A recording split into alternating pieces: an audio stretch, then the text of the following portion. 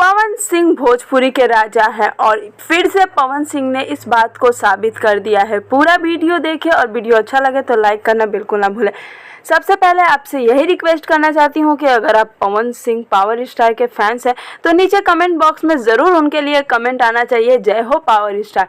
जी हाँ, पवन सिंह आरा में किए एक बहुत बड़े गाने की रिकॉर्डिंग। ऐसा हम इसलिए कह रहे हैं कि पूरी कह सकते हैं सबूत के साथ हम ये वीडियो आपके लिए बना रहे हैं। हाल ही में सबसे पहला फ़ोटो आया पवन सिंह जी के भाई ऋत्विक सिंह के इंस्टाग्राम पे, जिसमें उन्होंने बताया कि बहुत बड़े लेवल के गाने की रिकॉर्डिंग हुई है और आप देख सकते हैं कि बहुत बड़ी टीम इसमें काम कर रही है। देखा जाए तो पवन सिंह इससे पहले भी बहुत बड़े बड़े गाने लेकर आ गए हैं, लेकिन इस बार 2 गाने रिकॉर्ड हुए हैं, एक लोकगीत है और एक सैड सॉन्ग है। तो आप सबको पता है कि पवन सिंह सैड सॉन्ग के बादशाह है और जब भी गाने लेकर आते हैं लोगों के दिल में उतर जाता है। फिर से वैसा ही कारनामा होने वाला है।